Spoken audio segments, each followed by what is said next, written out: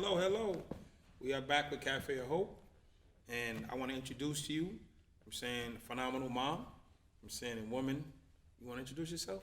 Hello, I'm Raquel Otuoyo. I'm a mother of four, and Just four. My mom had six, so you Yeah. ain't saying much. well, I've raised seven, so There you go. yes, My mom raised that. We were the Kool-Aid house. You know the Kool-Aid house? I've heard of it, but I never. Listen, my mom had a theory. I'd rather have all the kids at my house where I can watch mine than have my kids at somebody else's house who knows what's going on. So my mom bought a ton of Kool-Aid and a ton of chips, and we had parties, we had cookouts, we had everything happen at our house. And so she could, in theory, keep eye on us.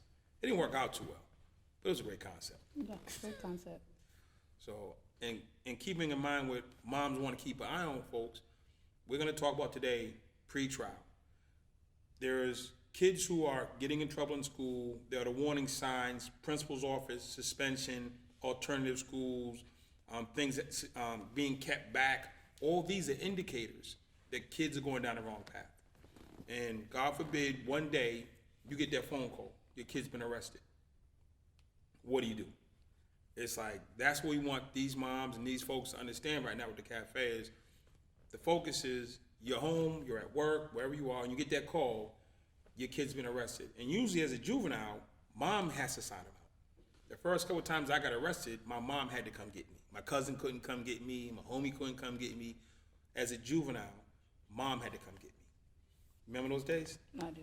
So, what are your thoughts on protecting and engaging with somebody at their first stages? Because the criminal justice system doesn't care about your ignorance.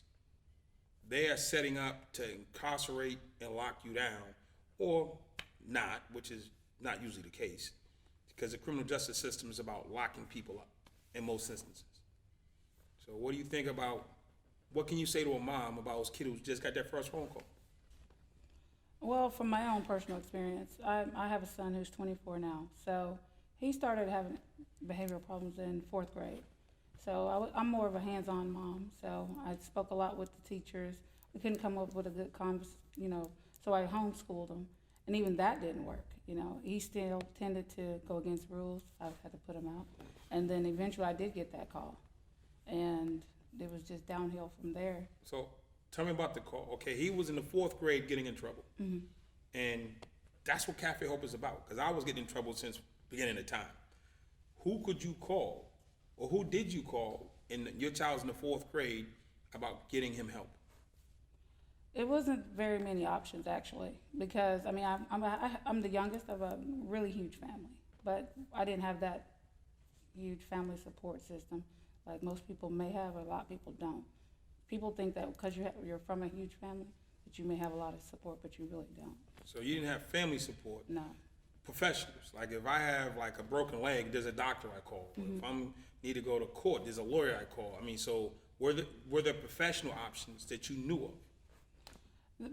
I'm from Tulsa, Oklahoma. So when my son was getting in trouble from that time, recreation centers were getting closed down. Every funding for every little thing. If you were low income or didn't have enough money, all that kind of stuff everything was getting closed down. So it was either the counselor, the principal, and Family Children's Services at that time. And they were always overbooked.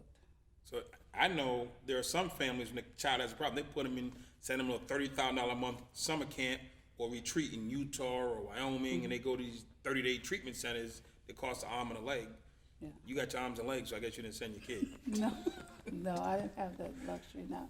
So fourth grade, sixth grade, eighth grade, he's still going down that track. You homeschooled him. Mm-hmm. So that means you try to do it yourself. Yes. And I always tell people, you might be mom, mm-hmm. you might be auntie, but you're not a therapist. Correct. You're not a clinical therapist, you're not a mentor. There's a mentor and there's a mom. Yes. Now some moms have that skill set and some don't. So being able to not be a mentor is not a disrespectful or harmful thing. It's just you might not be good at being a mentor. Correct. So when you got the call, how did you feel? Like I did, I felt failed. Like I failed them. What else could I do? And I thought I did enough. Whatever I tried, it didn't work. So you kind of feel like you're a failure at parenting, especially when you don't have the father figure. as a single mother, us women need to understand that we can only be mom. We can't be father. Don't even try to, overexhaust yourself and try to take the place of father. All you can explain is just do what you can do. We can never take the place of father. We just have to find outside resources that they can, have some type of commonality with. And at that time, he didn't have any like black role models, because if a white woman couldn't come and tell this black boy what they felt was, he's looking at him crazy, like, what does she know? And he a couple of times told him, I bet you live in a big house. So, Right. At that point in time, I was like, this is pointless. So we tried to go another avenue. So even before we get to the criminal justice system, it's how do we create mentors and avenues, support for mom, because that's what Cafe Hope is all about, supporting moms, supporting sisters and aunts, and creating systems for the child, what they really, really need. They need to find first, they need to get to the root of the problem. Most therapists, they just think there's no manual, there's no book. You can't go to school for just everything. So you have to have a really hands-on approach. Just know exactly who's in front of you. Not more or less, okay, this is this child. Every child is different. They may have the same problem, but they're different. So every approach has to be different. You just can't think just what worked for Jimmy, it's not gonna work for Demetrius, my son. So they have to know exactly, wanna approach everything differently, not by the manual all the time. What I want to do in the next segment is because you said you felt like a failure and you felt like things could have been done differently. We want to talk about that in the next segment, definitely, because I can only imagine how many moms feel like that. Yeah. And we're not going to run by that because this is all about mom. Right. So in the next segment, we're going to cover that. Okay.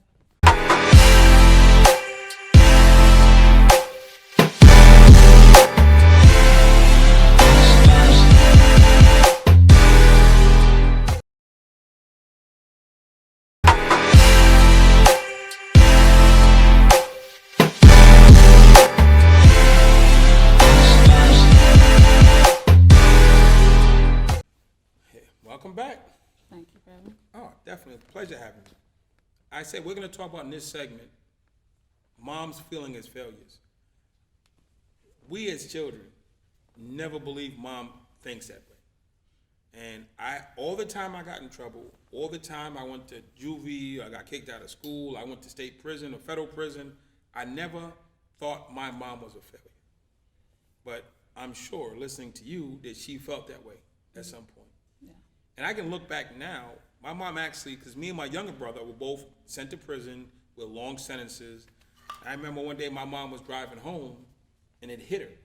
And she had a meltdown, a breakdown, and she crashed her car because her two youngest babies were in jail for the next 100 years.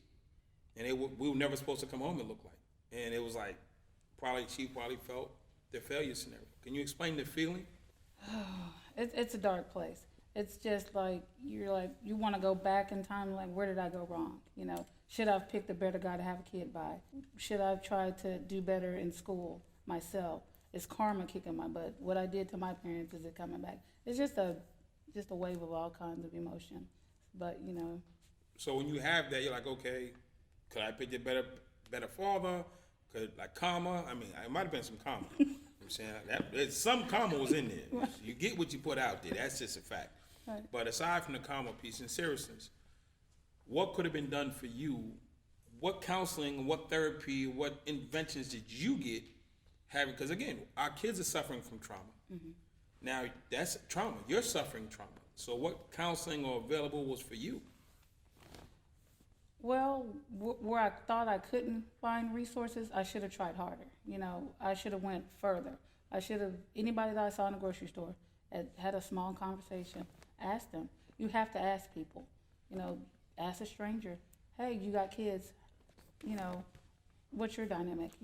Just ask. You can never ask enough, What would you have done if you'd have been home watching this show, Cafe of Hope? Mm-hmm.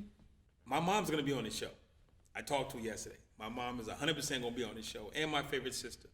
Probably have all of my sisters, but my favorite sister's definitely coming. And what would you have thought if you'd have turned on your TV and there's a guy who did 21 years in prison, went through all the traumatic things as a child, has turned his life around, and has been home for 21 years and successful. would you call me? I'd probably have to be the first person calling you, yeah. And what would have been your question? What would have been your question had you called? What resource do you have? I would told you what my son is going through, you know, what we had going on, and what could you guys do for him? And please help him. Right. Pretty much. And you'd have called and said, hey, it's emails now. You'd have called before. You can send me an email now. You just send an email explaining your son's scenario and your scenario. And for me as the expert, I'm going to hear you saying that he doesn't have a dad right now. Mm-hmm. He's been getting in trouble since the 4th grade. I'm saying he started acting out in the 4th grade. See, the labels matter. He's been acting out since the 4th grade. You've tried homeschooling, and he's just on this track. And sometimes it's like you have to do an assessment of the child. Yeah. And I hate to say this, it's the child and the parent. Because even though it's not your fault, he comes from you. Yeah. I'm saying, and there's some things he's getting from you, and he's interpreting them his own way. We all interpret the way we interpret. It's not like my parents drank. I don't. My brother does. My brother drinks excessively. I don't drink at all. You know what I'm saying? So we saw it, and he thought, oh, I want to be like that. I thought, I don't want to be like that. But we saw the same thing at the same time. We didn't see anybody abusing alcohol, but he started drinking, and I didn't. And so here I am, 53, and I don't drink. He's 54, and he drinks. And so we interpret things differently. There was no right or wrong or placing blame. You see things, you interpret things. So oftentimes I tell parents, you have to see it from the child's perspective. Stop telling the child it's not that bad. Mm-hmm. You got an Xbox. You got new sneakers. I love you. All those things are great. The most important thing in that instance is how does Demetrius see himself and see his options and see his path? Because that's what's being walked. I've seen a lot of parents try to project onto the child what they should be doing, and it would work if they did it, but they won't. Right. So it's seeing it from the child's perspective and helping the parent see, okay, your child's in this space. You can't will him back. You can't just snatch him back. He or she has to walk back. And teaching you how to understand their perspective, understand their pain. And I've had a lot of parents not want to have the conversation because they don't want to be at fault. Now, you say you're a failure for him not making it, but you don't want to be at fault for him not making it. Right. Have you felt that? It's not my fault. A couple of times, yeah. But how can you feel as though I'm a failure, but it's not my fault? When he was younger. After he got older, like 16, 17, I was like, now, at this point, you have to start getting some self-accountability for your actions. I can't take the fault for, okay, you're no father. Okay, I worked a lot. Okay, so at this point, what are we going to do? We see that was a problem. What do you want to do about it? So at this point, you have to want to change. Gotcha. So you just get to the point where you've maxed out what you can do. Yeah. So like, let me tell you this to all parents, that rock bottom thing, tough love thing, is relative. Never disown your child. Mm-hmm. You can be upset. You can be mad. My mother said in an interview one time, they said, your son has done a lot of horrendous things.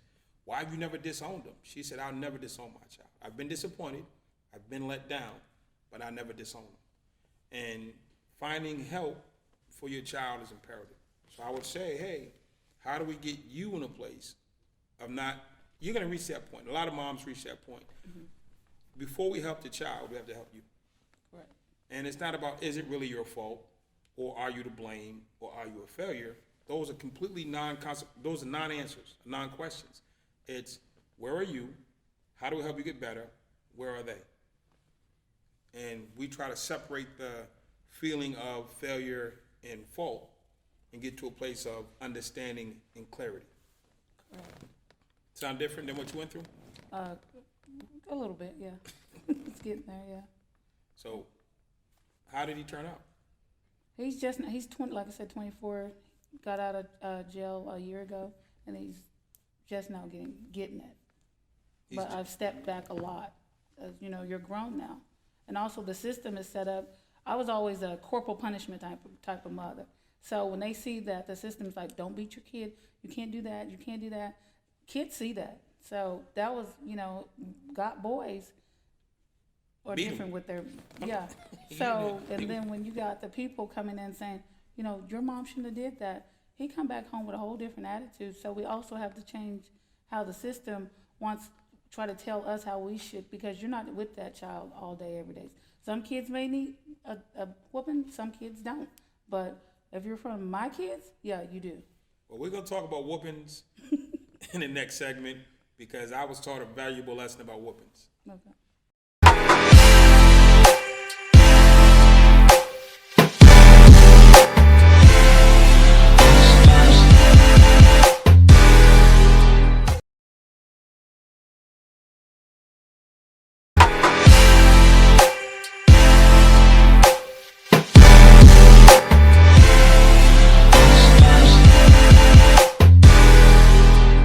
Okay, we're back. I got to take my hat off for this one because it brings back a lot of memories. You know what I'm saying? Whoopings. You know what I'm saying? I seen all the skits about how white people don't beat their kids and we beat our kids and the whole scenario. And I just grew up paying no attention. I lived a life. I got whoopings. You know what I'm saying? And then I had my son. And I was talking to a friend of mine who happened to be white. And I was like, no, son. He was like, Dre, you had a son? I'm like, yeah. I said, when he gets to be like 9 years old, I'm gonna give him the beating of his life to let him know that dad is law and that the world is tough. And the guy looked at me and was like, what are you talking about? I said, yeah, this is what I'm gonna do. I'm gonna give him that come to Jesus meeting. He gonna know how the world is tough and dad is law. He says, Dre, that doesn't make any sense to me. I said, you're white, you'll never get it. You know what I'm saying? Y'all live a whole nother space. I said, this is how we do things over here. And he told me, he said, Andre, he said, the strongest weapon you have against your child is disappointment. If you disappoint you tell your child he's disappointing and you distance yourself from him, you are his world. So if you distance yourself from your child, he won't know how to operate because his entire life has been centered around you. When you take that orbit away, he's in trouble. And he will do anything to get back in your good graces if you separate. You don't have to beat him. I'm like, man, you're crazy. He said, try it.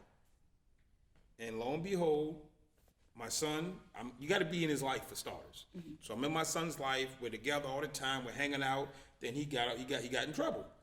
He did something I didn't approve of, which would have been old school, would have been beaten. I said, get away from me. Go over there. I don't want to talk to you. And I put him on the other side of the room, and within 2 minutes, he didn't know how to function because his whole life, dad was in sync with him. He was out of sync, and he just didn't know what to do. And he was like struggling with like being distant from dad. So he had to fix that. And now I'm gonna tell you, he even got a couple whoopings. You know what I'm saying? He ain't got off scot-free. But I can tell you this here, we never had that 9-year-old meet me in the basement thing that I went through and my brothers went through. And I found that disappointment and distance were far stronger than actual beatings. And then when I was older, somebody explained to me, slave owners used to break us like that. That was their way of letting us know that they were in charge. That I'm gonna beat this slave to an inch of his life, and he's gonna know to fear me and do what I say. And it wasn't a white guy that explained this, it was a brother that explained this to me. He said, you're doing what slave owners did. That come to Jesus meeting with your kid at 10 years old is exactly what slave owners did with us. You're perpetuating a system that didn't work out well and was based in evil. Again, the first thing about disappointment came different. But when this man broke it down, I was like, where did this come from? Where did this come from? And he showed me, it came right there, boom, on the plantation. They did that hands down 10 out of 10 times, and it worked. So I don't want to perpetuate a system that I say I hate. I don't want to take any parts of a system that there's no good parts of slavery. And I don't want no part of the slave tradition concept in my home. So even if it produces a good result, no. All money ain't good money. And whatever money comes from that tree, I don't want. So key thing, you got to beat it. If dads aren't there, it doesn't work. Yeah. So what do you think about that story? I mean, that story works for you. So, I mean, like you hold out. I'm a single mother, so trying to raise a man to be something that I never was myself. So, I see mothers that at the time, I wouldn't beat my son like that. But then the son is like bigger than her and 20, and will slap her now. Some of my friends are like that. My son, no matter, he goes out there, he may talk crazy to somebody. He's not coming to talk to me crazy. He knows he still have those fair guy. Yeah, those right there. The fair moms. He'll just walk away. We'll get into an argument, but he still walks away. And that's okay too, because now as he's getting older and more responsible, we're able to talk because I can't beat him anymore. Right. So communication is the key to everything right now. They used to tell me that about my sisters. I got 3 older sisters. They all beat me up. Somebody said, "You better get it in now. He's gonna get big." Yeah. And I finally got too big for him to beat up. But one thing that I teach parents, and I teach a lot of folks, is you have to find what I call a second voice. Because I didn't have my dad with me on the daily either. So mom couldn't really beat me, and it didn't really take hold. So I'm your kid 20, 30 years ago. The second voice. Who does your child listen to? Who does your child really, really respect, and whatever they say they'll do?